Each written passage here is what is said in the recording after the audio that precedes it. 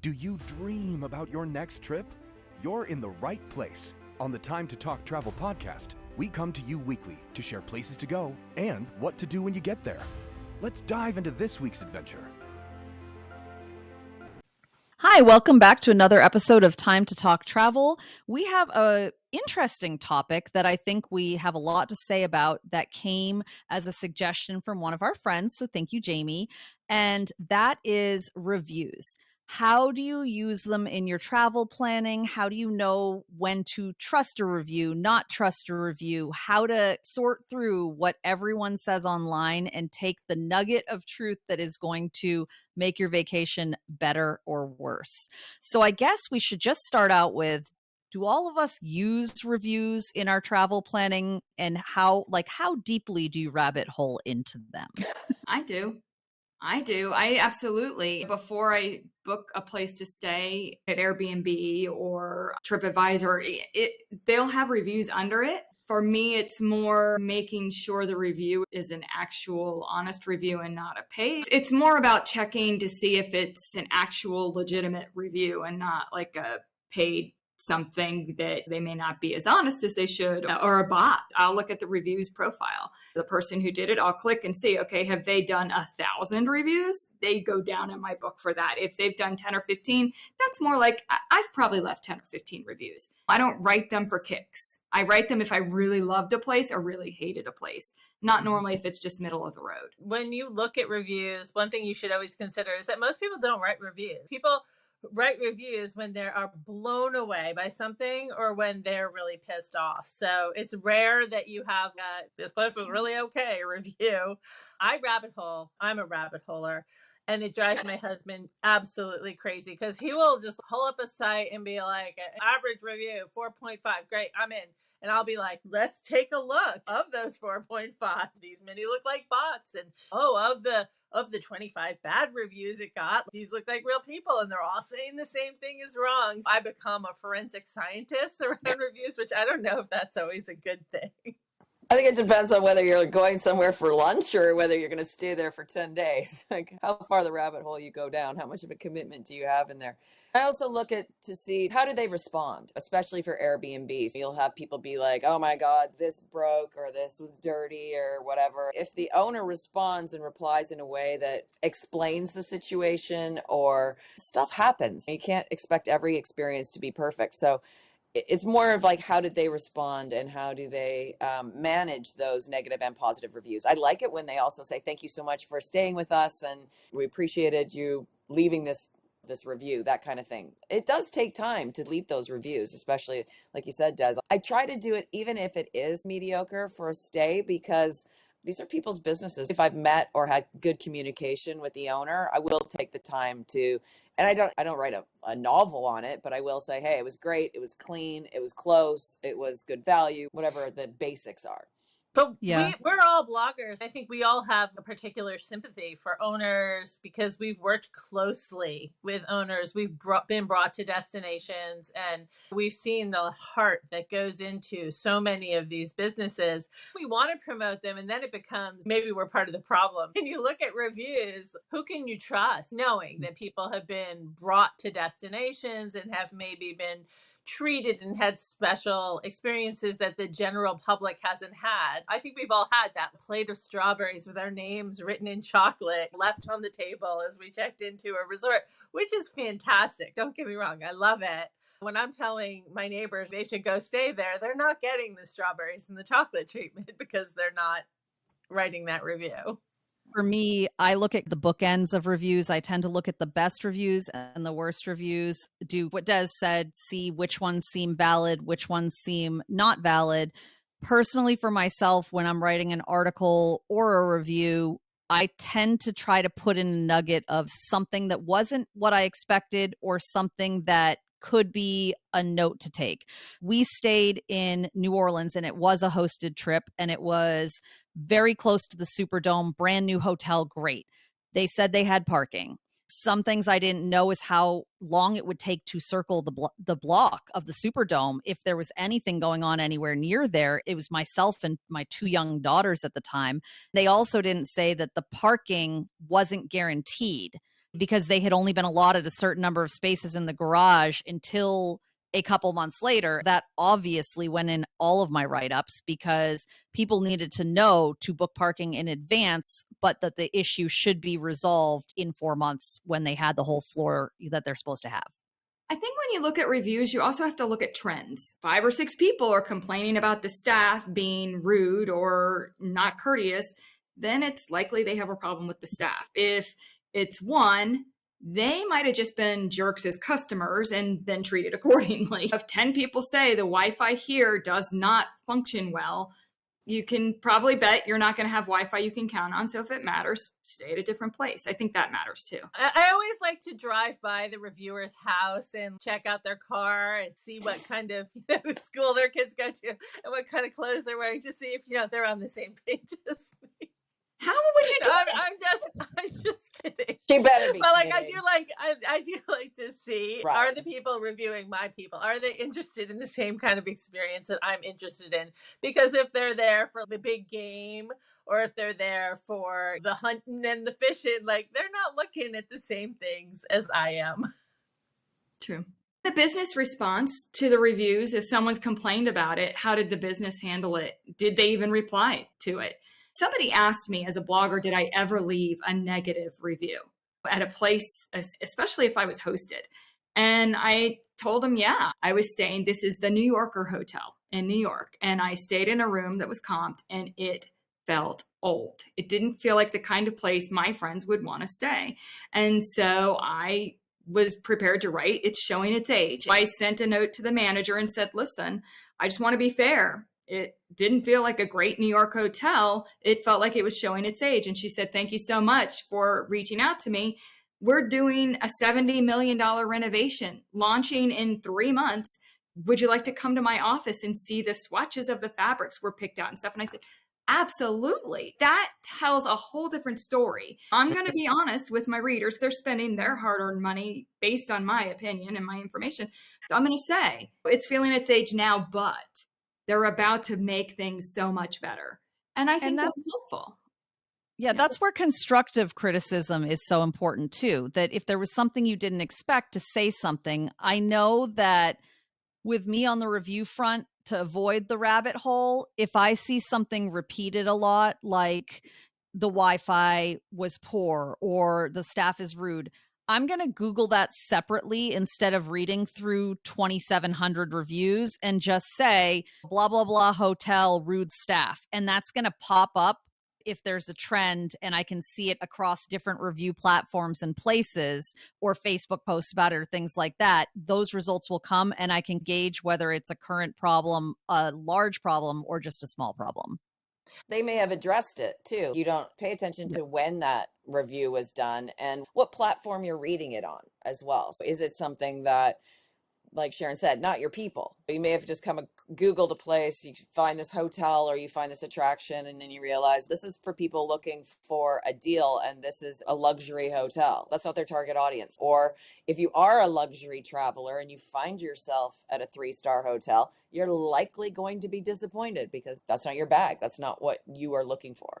It's funny that you say that, Mo, because as an author, rom-coms is one of the genres I write in. They're mystery and sci-fi readers who have given me 3 stars because they're like, wasn't enough action adventure. Wasn't enough of a mystery for me. I decided to try rom-com and I really didn't like it. It's like, why are you giving me 3 stars? I said that the book was a rom-com and I didn't deliver the thriller experience. What's interesting, what Naz just said about you look for the trends, a lot of review engines now are using AI to notice trends. They will summarize, if there's could be 500 reviews, you don't want to read them all, but they'll say reviewers mention the luxury bedding or reviewers mention negatively the Wi-Fi. Sometimes these newer engines that summarize for you can give you a quick view into what people like and what people dislike. Because it pulls in Facebook on the search engines, that's where I've found that people who never would have posted the reviews necessarily to a review site, it will pull in people's experiences if they have a public Facebook profile, which a startling large number of people do, including like a lot of kind of older people who don't realize that it's not private. And you can see a lot of very intricate stories about their time that they put up for their friends and get a different viewpoint, which is one of the reasons I love doing that. You also have That's to think sneaky. about who's going, right? Are you going on a family trip? Are you going on a business trip? Are you going on a girls' getaway? Because reading the review of a restaurant or a hotel that is family friendly is probably not what you're looking for your girls' trip, right? Or if you are taking your kids somewhere, you really probably don't want to find the hottest place for a bachelorette party or have those kinds of vibe at your hotel by the pool, right? Is it spring break and it's full of students? And sure, it got great reviews. It's a super fun hotel and a great deal over spring break. But who are you there with, right? Like, you want your kids next to the Jaeger shots? Probably not. It's just so hard because when it comes to tourism, like experiences can be so personal. You might have just gone somewhere on the one day when you got the one grumpy employee and you had a terrible experience when everybody else has had a great experience. So it's both leaving reviews and reading reviews. I do feel like you have to be a little bit of an expert. You have to be able to discern what's real, what's not real, and what's personal and what's coincidental. Are Yeah. there sites that you go to that you believe them more than not? Like for me, Airbnb is one that I trust pretty well. Then when I was doing a little bit of legwork for this podcast, I saw where TripAdvisor actually has a team of people who read through. They get like 26 million plus reviews in a year, and they can't review all 26 million, but they use AI and they use people to go through and sort. And There are like professional reviewers, right? Yes. Yeah. So you can actually find, like you said, Sharon, people that are your people. Maybe not drive by their house, but you can see where they have stayed or what they have experienced and be like, okay, I trust that person because they have done all these experiences. So I think TripAdvisor has that. I think Expedia has that. Booking.com. I have a question for you guys. If you went on Airbnb, because this has happened to me a couple times, you go on and they have a new listing, and so there aren't any reviews. Would you take the chance, or would you be like, nope, I'm going to wait on this one and have somebody else be the guinea pig? It depends on what else is there. Is this the best option? And I'll look at the profiles and see who the person is. Sometimes it's a new property for them, but they've had other properties. Sometimes they're people who have stayed at other properties, so you can see what their reviews are, what they liked, what they didn't like. So again, I'll rabbit hole and do a little research. But if there's absolutely nothing, I've heard so many stories about scams, and I probably would get a little bit nervous about a listing that there was no trail whatsoever. I think I'd start a conversation with the owner and just say it's unusual, it's interesting, there are no reviews, what's the deal? And probably go back and forth with them and get a feel for who they are and how they react. And do they respond quickly or do they just let it go? That kind of thing. But I'm more with Sharon that I would probably find the place that had 20 good reviews if it's available. My favorites have been, I didn't get the reviews from review sites. I read a magazine article and it said, these are the 5 best Airbnbs for this city. And I will start there because that means it's going to be a really top notch. Might be more expensive, but maybe it's off season. That was my experience in Santorini. Favorite Airbnb to date. And it came not from an Airbnb thing, but the Condé Nast article. I've had friends who are opening new Airbnbs say, hey, would you come stay at my Airbnb and leave a genuine review? If there's anything I could improve, I want that in the review. Please just come and consider it a dry run because A, they don't want to have no reviews, and B, they genuinely want to improve. So I've done that a few times for people. Have you ever looked up yourself? Do you know what your rating is on Airbnb or your Uber rating? Because they get to review you too, right? On those apps. At dinner parties, we all pull up our Uber ratings to see who has the highest Uber rating, and they have to buy a round of drinks. I want to do that right now with all of you. I was in Las Vegas with a bunch of friends. We went to the Neon Museum and it was raining. We took an Uber and the Uber driver claimed that we were drunk, disorderly, and vomited in the back of their car. Now, I think you all know Debbie. I was there with Debbie and my underage daughter at the time. And I was like livid because he was just trying to get us to pay a cleaning fee. Mm-hmm. He was extorting us for the money, and I took it up the chain and I got it removed and I didn't have to pay the fee, but it did ding my Uber rating. Otherwise I had this stellar rating. Oh, geez. Do you have yours, Des? I have no idea what mine is. I just pulled mine out.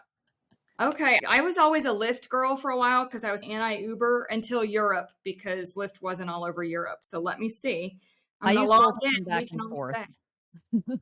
I'm checking mine now. Mine's 4.88. Oh, I'm a 4.93. Is that good? No. Is it up to 5 good. or is it up to 10? It's up I to think 5. it's 5. Okay, phew. If it's up to 10, I'd feel bad, but I could take a 4.93. What's yours, Ciaran? I'm pulling. It's re-downloading the app. I haven't used it in so long. That's how boring. Okay, so far I'm buying drinks. I have 4.95. Mine's really good among my friends. And I have 4 kids who Uber, so I'm actually surprised that it's decent. Yeah, I was just gonna say my kids use my Uber all the time, so I'm a little worried to check it. I was gonna say I don't take a lot of Ubers, but that could be volume too. Maybe I've taken so many more. I want to see what my Airbnb rating is now, you guys. I didn't realize. Okay. I know I have a good Airbnb rating. I know that mine must be decent. I actually don't know how to look it up, but I know that when they go into, because when you request to book, they go in and can see your profile and where you've stayed and if there's any sort of like reviews back. And when you stay at an Airbnb, they give you the opportunity to review the property or the experience, and then they also can review you. It's an ego boost for me. Desiree is a wonderful guest, a passionate, dynamic, and sunny woman. Great communication, left the apartment in perfect order. Then the next one, perfect guests, easy in communication, respectful, proper, and clean, recommended and welcome back at our place anytime. You should put that on your resume. Just edit out the parts where it was about, hey, they're saying lovely things.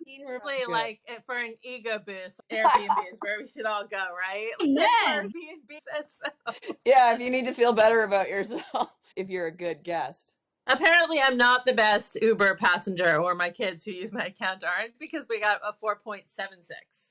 Okay. Oh, damn. My daughter has her own account. Glad we live all over the country. That's going to take a while. So, on the review statistics side of things, there were studies done in 2023 that these are all based off of that say that 74% of consumers claim that they mostly leave online reviews for local businesses. Travel and hospitality, 78% of travelers only post if they're encouraged by a brand. They said also it's skewed by positive, negative. So 40% of people who had a positive experience will leave a review, while 48% of people who will have a negative do. But I have one surprise statistic that I wouldn't have guessed. It's talking about what age group leaves the most reviews. The largest group is 16 to 24-year-olds. So that may be something just to keep in mind when you're looking at reviews, because you have to think about the age range. Someone staying in a hotel who's under 24 is going to have a completely different experience in some areas than someone who is what are traveling they with a family. reviewing? What's that stat from? Because that seems, and what kind of review? Is it a thumbs up on Instagram? It's in general reviews. So this could be Yelp. It encompasses Yelp as well. We're talking about hospitality in general. Sense. But yeah, Harvard Business School. That surprises me that audience would review at all. Yeah, Sun does. Write reviews on a restaurant? Like my kids, other than going to Chick-fil-A. They crowdsource though. So he always looks for good, different types of food to eat in cities, and he'll look and see what someone said was good. So people are leaving their opinions. They're saying the restaurant was great. This dish was awesome. This one wouldn't get it again. It's specific things like that. But the Harvard Business School did a study where they said that a 1-star increase can contribute to a 5 to 9% increase in revenue. Fun fact. I believe that for sure. Another statistic I found on the TripAdvisor one said the most commonly read reviews deal with safety. Reviews that reveal serious safety incidents are at least 10 times more likely to be clicked on than reviews that do not describe a safety incident. One of the places that I go to look at reviews a lot is Google, which is very generic, but I think it has a low bar for entry, and a lot of people do utilize it for hotels. People will put pictures there too, so I can back it up and look and see the pictures. But one thing I always keep in mind on some of these other sites where it's Priceline, Booking, any of the ones where you can book through, I think that sometimes the experience is skewed by who they booked through. I know I've had a lot of frustrations with Priceline where they said things that a hotel had that they didn't have. I know, because I travel a lot, that frustration is with Priceline not doing the listing correctly. But somebody else may say the hotel didn't have this and not realize they don't have that, and Priceline screwed it up. So I read those ones with a grain of salt. I've had that happen as well. Like, I always go to the resort's own website to confirm what they actually have. Go buy a deal from another website, sure, but make sure that you actually check if you care if it has 3 pools or free breakfast or what have you. I will say the best reviews are always going to be people. I think a lot of us are inclined on social media to say, I'm heading to Zion. Where should I stay? People will come out of the woodwork who've been. I was considering going to Burning Man this year or trying to go. It's tough to get a ticket. And so I was asking people, well, what do I need to know? I found out in a quick 10 minutes, I am not prepared for Burning Man this year. That was a wise decision. Yeah, it's a massive undertaking. I want to. I think it sounds adventurous and creative and fun and liberating, but also I've been told you can't count on sleeping in your back of your Pathfinder. You need a restroom. You need a place to dispose of. Anyways, bottom line is social media can be really priceless in getting a good review and getting suggestions on things to do, places to stay. As bloggers, we used to write about it all the time. And I took it really seriously because I knew I had friends who were going to drop 5 to 10 grand on a trip based on whether I said this place is amazing or not. And I didn't want that kind of responsibility. I didn't want to say, go, you're going to have an amazing time if I didn't think they were. No, I do take it very seriously. One other thing to consider when you're doing research is recency. We've all been leaving reviews for so long that a lot of the reviews that are out there that are factored into averages are up to a decade old. People are talking about something that doesn't even exist anymore, a swimming pool that's not there, betting that they've long gotten rid of. When you're looking at reviews, when was this review given? Things change so fast in tourism. So I'm going to give a weird one and see if anyone else does it. If I am going to drop a lot of money on something and I'm reading the reviews and I'm seeing things about rude staff or it's hard to find someone, the rooms aren't being cleaned regularly, which I take that comment with a grain of salt because a lot of people are told their rooms won't be cleaned every day ahead of they don't listen, is sometimes I'll look for the job opportunities listings from the hotel or resort to see what they're saying, or ridiculous their expectations of hours versus pay are, or how many positions they're for. Never done that. I've never done that. I just feel like that industry in general is hard, you know? It is. Yeah. And to a resort and see if who they're hiring? No, sometimes. So let's say a resort has horrible customer service reviews and I go and I say, okay, let me see if this is real. There's so many reviews about this. I'll sometimes pop over and type blah, blah, blah resort jobs.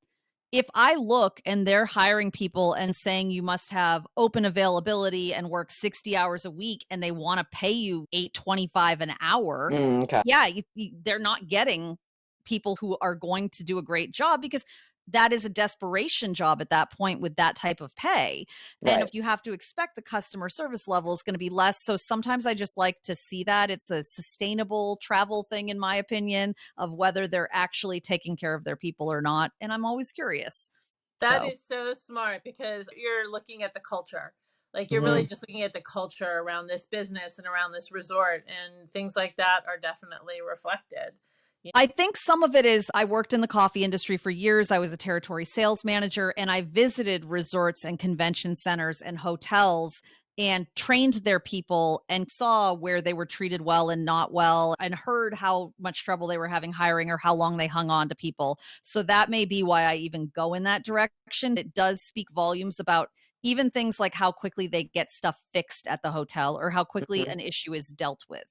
Yeah, I will say there's a certain high-end all-inclusive resort that I've been to many times. And my last visit there shortly after the pandemic, I know they were really struggling. One of the things that this resort was known for was the amazing dedication to their employees and the employees just being fantastic. I got there and things were dirty, run down, and the food wasn't very good. Came to learn that they had cut pay and that all of the great employees were now working at another resort down the street. And it all made sense. Had I looked at the hiring, I would have seen that this resort was desperately trying to fill spots for employees, and that would have been a huge clue. And after the pandemic, service took a hit. Traveling the world, everywhere was looking for people. It seems a bit better now, but the level of pre-pandemic service has taken a long time to come back. I might have a little too much in-depth knowledge on that one just based on prior jobs, but there were J1 and EF1, all these different types of visas that students from other countries used to come in and work on, even in airports, at coffee shops and things like that. And these positions that used to automatically be filled by people on these visas weren't getting filled because that was in timeout. Even ski mountains in Vermont that used to rely on people to come in, it definitely created this additional segment of jobs that needed to be filled that had never been filled by people in the US prior. Makes sense. Good to know. Good to know. We need those Australian ski lift operators Yes. with their cute accents. Sounds like a rom-com waiting to happen. Oh, do it. Yes. Do y'all have last resort pieces or review pieces of advice? Anyone who is researching their next trip? I'd say instead of researching it, I am encouraging people to leave them now because they do help other people, especially if you read them. Maybe it's your turn to write a couple. Start contributing to help other people find their cool place to stay. Be a part of the solution, and reviews with pictures. If you can take a couple pictures of the room, the bedding, the soap, like, hey, this was nice, or this maybe wasn't the best thing, or people should know this, get a picture. Pictures are really worth 1,000 words when it comes to reviews. I find that I'm sharing restaurants and resorts from TikTok and Reels all the time with my friends. I must have a couple dozen places that I just have to go to now. And that's from people making that content. And it doesn't need to be fancy. It's just, like you said, Ciaran, show it to me. My friend is in Sedona right now. She sent me this cool bar that's in this train car that has digital pictures of things going by, but it's not going anywhere. I need to go to Sedona to go on that. Now, today she's actually on a real train going through Sedona, and it's a 4-hour wine train. I want to know what her experience is. So that's share a very the good point. Share the videos, inspire people. And for us to look at those places, it doesn't have to be a review site. TikTok is where a lot of people are starting their vacation ideas now. And that's a great place to share. If you've really loved where you stayed or really didn't. I know the place I stayed in Venice, right across from the Trevi Fountain, I posted a video of what it was like to open the window and see this view that everybody else has to stand in the crowds below. People love that. That was going to be my other tip that I almost forgot. That's a huge one, is geotags. So if you're researching a destination and you're looking for truly unbiased reviews that maybe people didn't even mean to leave, check out the tag for the restaurant and also the geotag for the location. That's a great way to discover hidden gems that people are just there and they're just checking in. Definitely. And I am going to go along with Ciaran on her advice to start leaving reviews. Even if you don't have an entire review to leave, if someone else's review was really helpful to you, you can just leave a comment underneath it like, thank you so much. We went and you were completely right about this, because that will boost the review that you gave credence to up higher and have other people see it. And so leaving reviews yourself and saying something that could be improved or that was a hidden gem or that you loved about the hotel that they don't really push forward. Those little nuggets in there help people reading the reviews to get more out of them. Absolutely. Thank you so much for joining this episode of Time to Talk Travel, where we covered reviews, how you should use them, and whether you can trust them. Please join us next week when we talk about another travel topic. Until then, safe travels. This has been another episode of Time to Talk Travel, brought to you by #travels.com. You can keep in touch with us between episodes by checking out our site, joining our newsletter, or connecting with us on social. We've always got the information you need in our episode notes. Until next time, Happy travels, and thanks for being a part of our trip.